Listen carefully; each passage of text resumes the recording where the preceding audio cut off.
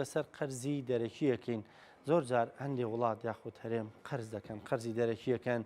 قەرز لەکێ ئەکرێت چۆن قەرزێرێ بە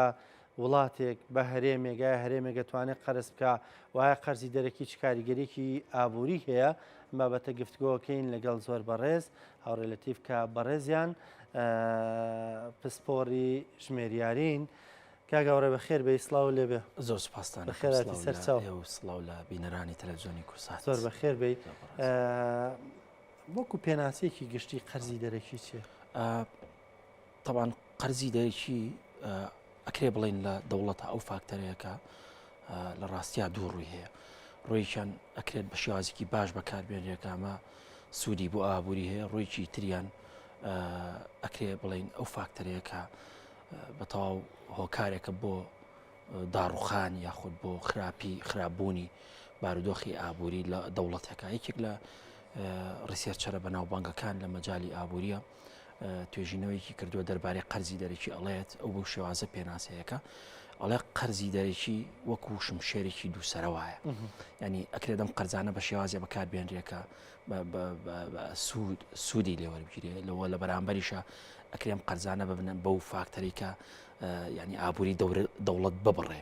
ینی قەرزەکان ئەمڕۆ بە شێوازێکی گشتی ئەکرێ بڵین لەسەر ئاستی نێودەوڵەتی بۆ هەموو دەوڵەتێک بۆ هەموو کۆمپانیاکان بۆ هەرێمەکان تا ڕادێگەوانێکی ئیسیقراری ئابوووریان هەیە ئەکرێ بڵین زۆربەی زۆری دەوڵەتەکان لەسەر ئاستی دنیاە چاویان لە قەرزی دەرەکیە یعنی هەمیشە قەرزی دەرەکی ئەو فاکتەرەیەکە ئەکرێت هەموو دەوڵەتێک لە ڕێگەی هەموو دەوڵەتێکە بۆ نمونە ینی ئێمە ئازانین یەکێک لە بەهێزترین ئابوووریەکانی جیهان مەسەن وڵاتی ئەمریکا یعنی ئەمڕۆ یەکێک لە وڵاتە کاریگەرەکانی جیهان بەڵام لە کاتێکە تەماشاکەی ئەمریکا قەرزارترین وڵاتی سەرزەویە قەرزارترین وڵاتی سەرزەویە بەڵام لە بەرامبەرە ینی ئەمە نەبووەتە هۆی ئەوەی کە بڵین ئەم وڵاتە لە بەرەوەی قەرزارە ببێتە هۆی داڕوخانی ئابوورێکی بە پێچوانەوە تەماشاکەی ئەم دەوڵەتە توانیوێتی بەهۆی قەرزەکانیەوە لە ڕاستیە دەوڵەمەند بێت بەهۆی قەرزەکانی و ببێت بە ئابوووریە کە ئەمڕۆ گەورە بە پرسیارێکی وا بکەم کە ڕەنگە پێوەست نەبێت بە قەرزەوە ئەمریکا بۆ قەرزەکە ڕەنگە ئێمەی هاوڵاتی وای لێک بینەوەڵین دۆلار هی خۆیەتی ڕەنگە وەکو ئێمەش نەبێ ینی بۆ هەموو پارە چاپکردنێکە بێ ئاڵتون دابنێ یان بەهایەکی بۆ دابنێ ئەمریکا دۆلارەکەی خۆیەتی چاپێکاوی خاتە بازاڕۆیتر بۆ قەرزەکە بڵێ طبعا وەک پێشتری ژوتم قەرز لە ڕێگەی هەموو دەوڵەتێکە یعنی ئەمە شتێکی طبیعیە شتێکی واردە یعنی ئەمریکا بۆ قەرزەکە ئەمریکا لەگەڵەوەی وتمان قەرز ئەو فاکتەرەیەکە وەکو شمشێرێکی دووسەر وایە لەلایەک ئەکرێ ببێتە هۆی گەشەپێدانی ئابوووریەکەت لەلایەکترەوە بەعکسەوە دواتر باسی ئەەکەین ئەمریکا قەرزی ئیسیسماریە کات ئەمریکا جۆرە قەرزێکە کات بۆ بنیانانی شەریکاتی گەورە ئەمریکا قەرزێکە کات بۆ بنیانانی یاخود بۆ بەهێزکردنی ماشینەکانی اقتصاد لە ویلایەتە یەکگرتووەکانی ئەمریکا بۆ نمونە لەم فترانی پێشوە ئەکرێ بڵین لە ساڵی 2022 گەورەترین بڕی قەرز کە ئەمریکا کردوێتی مەسەلەن نزیکەی 30 میلیارد دلار بۆ لە لەحظەیەکە یعنی تۆ تەماشا بکەمە ڕێژێکی ئێزگار گەورەی بەڵام ئەمریکا بەم پارەی کە قەرزی کردووە تەماشاکەی گەورەترین ئیسیسماری کردووە لە دەوڵەتەکەی ینی بۆ بە هۆکارێک بۆ ئەوەی کە وەبەرهێنان لە وڵاتەکەی خۆ بەهێزتر بکە بۆ ئەوەی کە سەرمایه‌گوزاری بەهێزتر کا لە وڵاتەکەی خۆ بۆ ئەوەی کە لە ڕێگەی سەرمایه‌گوزاری و لە ڕێگەی بەرهەمەکانیەوە زیاتر بازاڕەکانی کاریگەری بسەپێنێ بەسەر بازاڕەکانی جیهانە ئەمەیە وا لە هەموو دەوڵەتێکەکە قەرز بکات زۆر جار شتێک هەیە کاکڕانکۆ بەداخەوە هەندێک جار شارەزایانی شەکەونە هەموڵێ وڵاتە بەهێزەکانی دنیا مەسەلەن خاوەنی احتیاتێکی زۆری پاران مثلا لە نەوت مثلا لە ئاڵتون مثلا لە احتیاتی مالی مثلا زۆر جار ئەڵێن عێراق خاوەنی یەدەگی نەختینەیە بۆ بێ قەرزکە ینی چۆن نابێ قەرز بکە ینی تۆ ئەم یەدەکە نەختینەیە ڕاستە وەکو تەسەڕوفات عێراق توانێت تەسەڕوفاتی پێ بکە بەڵام بۆ هەموو چرکەیەک نا مثلا لە هەر لەحزەیەکە عێراق بێوێت دەست بۆ ئەم پارانی بێت مثلا ئەمریکا بێوێ دەست بۆ ئەم پارانی بێوێ مثلا ئیمارات بێوێ ئەمە دەخیلەیەک وایە هەموو دەخی نابێ بشکین ئەکرێ بڵین دەخیلەیەکە لەبەر ئەوەش خۆی ئەم پارەیە بۆ ڕۆژی ڕەش ئەم یەدەکە تەنیا سوودی زۆرە بەڵام بۆ جێگیرکردنی بەهای دراوی ئێستاە مەسەن عێراق لەم بەرزوو نزمبوونەوەی نرخی دۆلار دینار بەرامبەر بە دۆلاری ئەمریکی مەسەلەن چی عێراقی هێشتەوە مثلا عێراق خاوەنی مثلەن وەک ئاماژەی پێکەن لە سەر و 120 ملیار دلارەوە احتیاتی مالی هەیە بەڵام لە کاتێکە عێراق یەکێکە لە وڵاتە قەرزارەکانی جیهانیش ئەم احتیاتە مالیە بۆ چییە بۆ ئەوەیە کە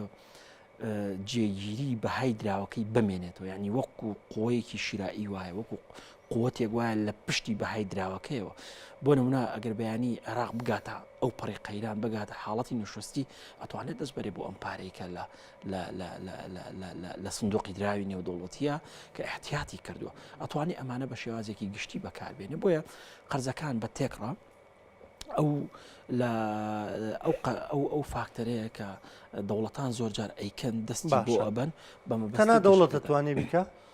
یان هەرێمی ئەوەی کە چوارچێوەیەکی سیادی هەبێت ئەوەی کە لە چوارچێوەیەکی دەستوریە بێت ئەوەی کە لە سندوقی نەقدی دراوە دانی پێدانرا بێت ئەوەی کە احتیاتێکی مەسەلەن مالی سروشتی هەبێت لەسەر ئاستی عالەمە ئەتوانێت بۆ نمونە هەرێمی کوردستان ئەگەر مەبەستەکە ئەوە بێت لە ڕاستی هەرێمی کوردستان ناتوانێت قرز لە سندوقی نەقدی دراوی نێودەوڵەتی بکات و ناتوانێت مەسەلەن وەکو دەوڵەتێک چونکە هەمیشە ئێمە ئەم گرفتەمانەی هەرێمی کوردستان دەوڵەت نییە بەڵام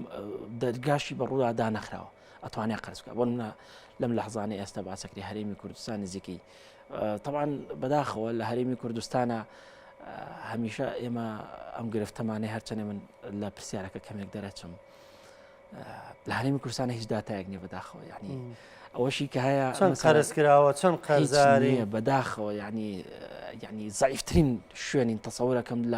لە غانا لە نایجیریا لەو هەموو وڵاتانی ئەفریقی خراپترین لە ڕوویداداوە تەسەور کە کاکڕانکۆ ڕیسیارچەر ئەزانێت چی ئەڵێم ئێستا توێژەر مامۆستای زانکۆ ئەزانێت چی ئەڵێم یەک سێرچێک بکە بۆ داتا ینی تەسەورەکەی بۆنە لە ئەفریقەیە داتای هەفتا بۆ 80 ساڵ بۆ 100 ساڵت دەسەکە لە هەر فیڵدێکا بڵێ ینی دەستەکە بەڵام لە هەرێمی کوردستان ینی بڕاو کە داتایەکی دقیق نییە لە هیچ مەجالێکەوە لە سناعەتە لە بازرگانیە لە نازانم ینی هەرێمی کوردستان قەرزە دەرەکیەکانی شەر مەگەر سەرۆکی حکومەت خۆی ئاوا مەگەر جارزارەڵێنەوەندە قەرزاری 30 میلیارد ئەمە لە چوو بۆچی هۆکارەکەی چۆنەیەیتەوە نازانم ینی نازانی چی بڵێ دەربارەی بەداخۆ باشە ئەو قەرزەی کە ئەکرێ بڕی سووەکەی ئەوەی کە دەچێتە سەری بۆ هەموو وڵاتێک وەکو یەکە وە قەرزەکە لە شو ئەکرێ بڵێ طبعا دەواازە زۆرە بۆ بەدەستهێنانی قەرز لەسەر ئاستی بازارە نێودەوڵەتەکان لەسەر ئاستی وڵاتانی جیهان مثلەن ئەوەی کە زۆر قەرزەیات طبعا ئەمە سندوقی دراوی نێودەوڵەتیە ینی ئەمە یەکێکە لەو بانکانی کە بانکی جیهانی نێودەوڵەتی کە ئەمە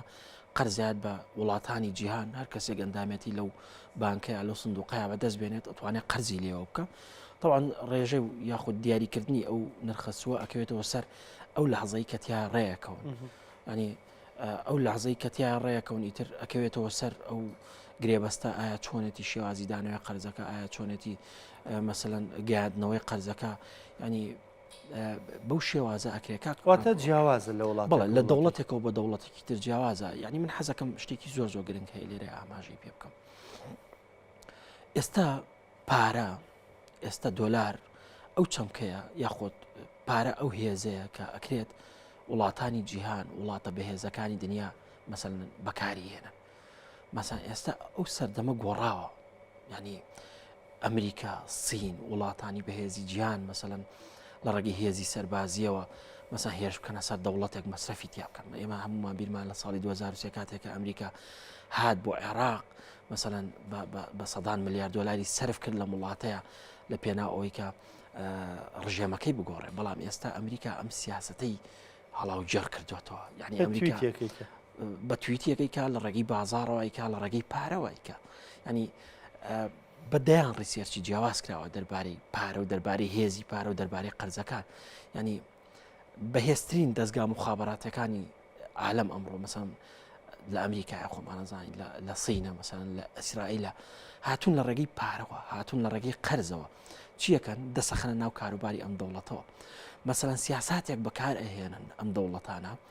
یان قەرز لە بەرچاوی تۆ زۆر جوانەکەن لە بەرچاوی ئەم دەوڵەتە تازە گەشە کردوانە بە تایبەتی